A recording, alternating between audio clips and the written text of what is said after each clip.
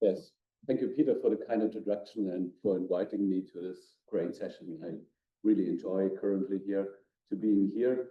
And even if I have limited time for my talk, I couldn't resist to briefly mention the guy who introduced that groundbreaking book on growth and forms, Darcy Thompson, about 100 years ago. And with his groundbreaking work, he pioneered the use of mathematics in biology. And so this allows us to analyze different forms and shapes of animals. Nowadays, we use the same idea using spatial registrations, of course, for computational anatomy. And yes, I don't know whether it's almost. It was a quite eccentric person too. So I don't know whether you see his parrot on the shoulders or when he was walking through the streets of St. Andrews, where he was professor for 31 years and another 32 years in Dundee. But coming back to computational anatomy. So if we talk about computational anatomy, we have different options to analyze structural MRI data and SPM or CAT12 or other toolboxes. And that method, which probably comes first into your mind because it's the most common method which is used, is voxel-based morphometry. And voxel-based morphometry, the idea is quite simple. We use the segmentations for gray matter and white matter, and after spatial normalization, we can analyze the local distribution of gray and white matter, for example, in different voxels. So quite easy idea. And the next idea, which is also possible, is that we can use predefined regions of interest in atlases which are available. So if we have predefined regions in templates, we can try to map these regions back to the individual data. And so we have the opportunity to estimate mean values inside predefined regions. But the method I will focus on in the next slides, and I will also try to convince you that this might be a good idea, to also focus on one part of computational anatomy, which is called surface-based morphometry. So what might be the advantages of surface-based morphometry? The first, and this is probably also obvious, in the surface, we have some parameters which can be only derived on the surface. So one is, for example, cortical thickness, which is simply the distance between the inner and outer surface. So we define the cortical band. But then we also have the option to analyze folding. This is also something I will focus later on. And there are also other interesting aspects if we, for example, apply spatial registration on the surface. We call that, because we do that on the sphere, spherical registration, but we can make use of the Saukel and Jarrell pattern. And this helps us to obtain a very precise overlap of corresponding regions. So we have also some advantages of using spherical registration compared to 3D volume space. And finally, and this is something we almost all have to do as final step before the statistical analysis, we usually have to filter our data using Gaussian smoothing filter. And if we do that in 3D space, and this is here visualized on the left surface plot, you see that there might affect the smearing effect across anatomical regions that are very close in Euclidean space, but they are very distant in geodesic space where we have the Salzheim in between. And so on the right side, you see the filtering on the surface, which is characterized by these longer geodesic distances, which at least in some regions try to prevent the smearing effect. And I have tried to summarize some of the surface-derived parameters here in that figure. And of course, we can start with that cortical thickness estimations, which I already mentioned. But in the next few slides, I will focus on some of these folding measures, which have some certain characteristics which might be quite helpful. And I start with a very traditional one, which was proposed more than 40 years ago by Cartzillis, which is the gyrification index. And Cartzillis defined in coronal slices at that time the ratio between the inner contours. So if we go into each sulcus and gyrus and track the length of this contour and compare that to the outer contour. The larger the ratio between those measures is, the larger the folding of the cortical surface is. And so we have an expression about the degree or the amount of cortical folding. And there's one interesting property of these folding measures. Since you see that here in the right plot below, the gerification has a huge dynamic prenatal and right after birth. But after a few years of life, about the age of 3 to 5 to 6 or something like that in the range, the changes in gerification or unfolding are quite low compared to the huge dynamic at the beginning. So if we find cortical folding differences in the adult brain, this might point to the fact that we have an early window to these very early changes that impacted the brain, and its folding pattern quite early, because the folding patterns don't change anymore with over life, or very slightly. And we have the opportunity to, with these windows to the early changes, to investigate neurodevelopmental effects. And some diseases where neurodevelopmental sources are discussed are schizophrenia or autism spectrum disorder. And this is just a very short example just to compare schizophrenic patients compared to healthy control subjects. On the left side, you see the differences in cortical thickness, so projected to the surface. We see that there's thinner cortex in schizophrenic patients in mostly temporal and frontal regions, which is also expected. On the right side, you see the differences in cortical folding, in the gerification, and we see an increased potential due to the alterated maturation process in schizophrenic patients.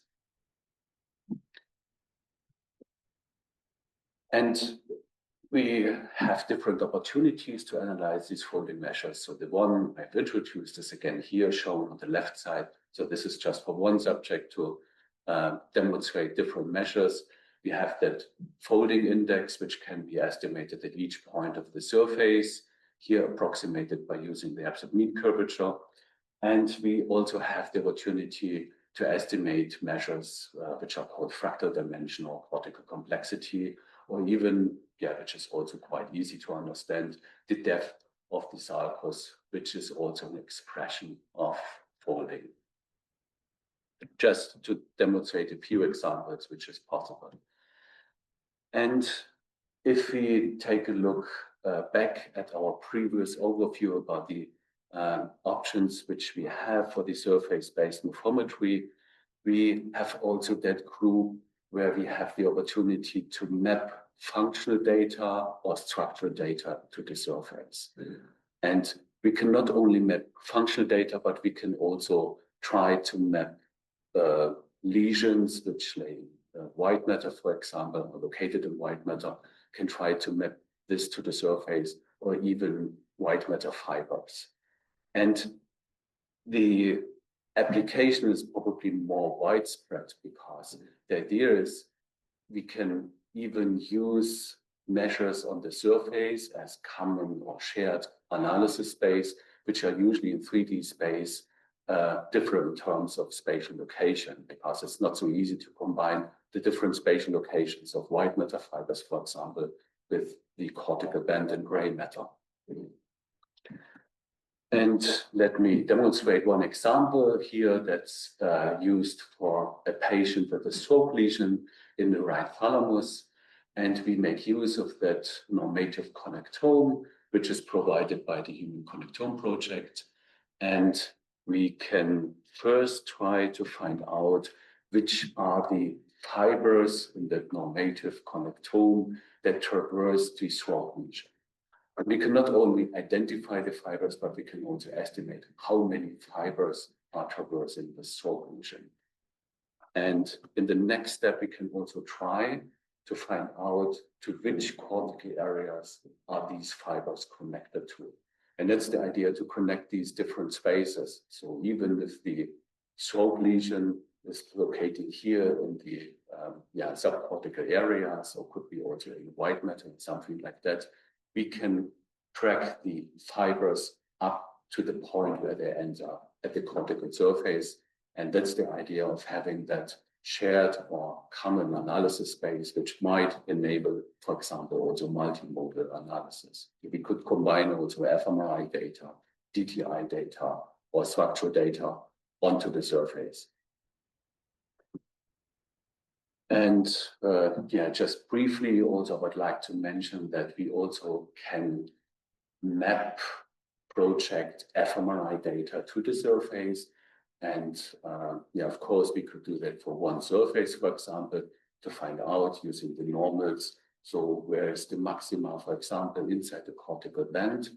But we can also go one step further by not only using the inner and outer surface, but also approximately trying to find out specific layers if we have high resolution data from high field scanners. So we can also try to map so-called layer-specific analysis and try to find out whether there are different signals depending on these layer-specific locations. And if we talk about surface-based analysis, there's obviously one elephant in the room, which is called FreeServer, because that's the benchmark for surface-based analysis. If we talk about cortical thickness, first FreeServer comes into our mind. So, but I will try to, list some of the potential advantages that might be characteristic for CAT12 over FreeServer, even if it's always difficult also from the developer itself to compare different tools. But let me try to be, objective. The first thing, which is probably obvious if you try to use CAT12, is that it's much faster than FreeServer. So just if you, it's by a ratio of 10 to 30% faster. And for example, for 50 data sets on a modern computer, you need about less than 1 hour to pre-process all the data using CAT12 compared to 14 hours with the newest FreeServer version, which is also the fastest one, so 8.1. But speed is not all, of course. But what you can also obtain is in one run, you get the whole spectrum for that computational morphometry methods, which I mentioned. So you have the opportunity to obtain the data for voxel-based morphometry, for the surface-based morphometry, but also for region-based morphometry, and here for the volumes, but as well as for the surfaces. And there are different atlases to provide this region-based morphometry, which are provided in CAT12, and there are a bunch of different atlases ranging from very general ones which cover the whole brain, like morphometrics atlas, but you also have specific atlases for hippocampal subfields, for amygdala, for cerebellar lobes, for thalamic nuclei, or even for resting state fMRI subdivisions. And you can also define your own atlases to provide all the functionality, which is not only available for volumes, but also for the surveys. But here, then, limited to the atlases which are available in FreeServer. So, and one point, one issue which was yesterday raised in our discussion in the pipeline group was that the idea of pipeline might be good, but we also have to give people the opportunity to evaluate the quality of their data. So we have to ensure that there is some quality assurance.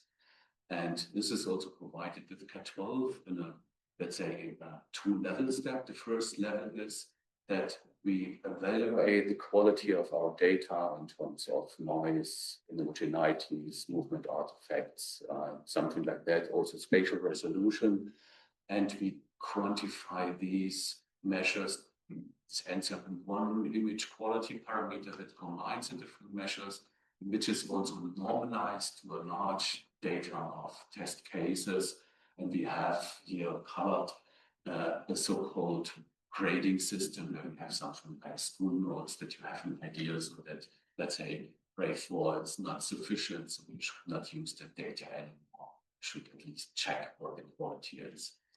And the second level, which we try to use, is right before the statistical analysis. So if you have selected your data, then we do some homogeneity check. So we check how homogeneous is your sample compared to the other samples. So if you have patients compared to controls, you get these homogeneity checks separately for the groups, just also to give people an tool to find potential outliers, to find some, let's say, pre-processing artifacts you have overseen. And then you can pick up those data, you can again check them and potentially remove them from the analysis. So this is, in my opinion, a quite crucial step, which is necessary for not only for the pre-processing, but also for the step before, right before the analysis. Yeah, one you might think it's not so important that it's also running on Windows, so CAT12, but I found out by checking the user statistics that the majority of SPM, but probably I guess it's also valid for the SPM users, but CAT12 users, the majority is using Windows systems, so more than 50%. And so it might be also one advantage to have that available on Windows systems and to lower the threshold to jump in that system. And more importantly, in my opinion, is that there are also different pipelines available for dealing with the special characteristics for longitudinal data. So we have to apply some customized pre-processing step for longitudinal data. And we have different pipelines in CAT12 for the different characteristics of longitudinal data. So if you would like to find very subtle changes between the time points due to plasticity or learning, you have to deal the data with different methods, like for aging, like the atrophy is obvious between the scans, or even for children, where still the skull might grow during the scans. So there are different pipelines available for all of these cases. But one question that might be more interesting might be, so how does it deal with data if I compare that to free solver? So what about the results? And this is also a very simple example, which we also use as test case regularly. So we have a group of 25 patients compared with Alzheimer's disease compared to healthy control subjects. And then pre-process the data, analyze the data in the same way, in the same model. We use threshold-free class enhancement, family-wise error, compare that. And you see on the left the overlay for the cortical thickness, atrophy in Alzheimer's disease patients. Right, you see the results for CAT12. And there are more widespread patterns for CAT12, also stronger, which might be simply also due to threshold effects. So I've also displayed in the lower part the unthresholded, the converted effect sizes. And you see that the distribution is moving to the left side to larger effect sizes, which might mean there is better sensitivity, which finally means you probably need less subjects to find the same effects, or you can even detect more subtle effects compared with the same sample. And I've mentioned the user statistics, so very briefly just here, the user number is quite overestimated. So because I don't check for unique IPs, but it gives me an impression about the also recurrent users. And you see that the majority, which I mentioned, is using Windows systems. And the 35% of the Linux users are the very power users, which pre-process the majority of data. So they, here it's for this year, the statistics, there are more than 200,000 files pre-processed, and I also get feedback where, in how many files there occur some errors. So I have about an error rate of 10%, mostly caused by using clinical sequences with 5-millimeter gaps or something like that, or using FLAIR sequences, but also because of errors in the software, which I can easily react on. But I noticed there is increasing demand, especially from the power users, Linux machines and cluster systems. Of course, they are annoyed of using the MATLAB licenses. Of course, I provide same idea as in SPM, the precompiled standalone versions, but I'm not sure whether this is the final answer on that, to be honest. So I also thought about whether I should replace more and more of the core functions in CAT12 by Python functions, and to also think about the use of deep learning tools for segmentation. And so I started with that, and at the beginning I was skeptical, then I was excited by seeing the first results and getting quite disappointed by noticing that many of these tools underestimate atrophy in the elderly patients or subjects or in the AD patients. So because often they are trained only on healthy control, training samples. And for me, the most crucial part is the limits where these tools can be applied to are not transparent and are not made clear. So we don't know whether I can apply that to children or to AD patients or something like that. So this is currently also the most crucial point. And to just name and not bash the tools, but SynSec, which is a fantastic idea, to use that idea of synthesizing the data to get rid of any dependency from methods, and then use augmentation to have more training data. But currently, if you try to test SynSec, they completely ignore, for example, lesions. So if you have a patient with a huge stroke lesion, it's completely filled with gray matter, so which is not there. And this is not indicated at which point and in which locations this happens, which is, in my opinion, a quite dangerous thing. They say it's not a bucket, it's a feature, so I can use that easily for preprocessing data.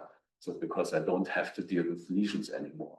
But this should be clear, in my opinion. But I search further, yeah, time. So I feel the pressure. It's the second last slide. I feel the pressure. So yeah, but I checked and found finally a tool which I like more because it was probably using CAT12 for training data. It's also trying to mirror a lot of the functionality, and it's now the transition, and this tool will be also embedded, and the name implies that T1 prep, which will be embedded in the NIPREPS community probably. So it also has some backup functions with traditional segmentation steps where I check how the different approaches differ. So where are lesions probably ignored or something like that, but it almost covers all the functionality of CAT12 currently, of the core pipeline, without any GUI. And this is also my last slide. Again, the comparison to free server. So how good is it again? And you see, using the same idea with the 25 AD patients compared to the healthy control subjects, you see also that shift to higher effect sizes. And yeah, just a few words about probably running time. It takes, if you can parallelize that, a few minutes, so 1 to 2 minutes in a good system, which allows, of course, the pre-processing of huge databases. And so this is also my outlook. So what I think where the development of CAT12 probably might be going. And I will try to replace more and more of the core functionality using these tools. Don't know whether this is the right answer or not. But anyway, so this is also the end of my talk, and I would like to thank you for your attention, and I'm curious about your questions. Thank you.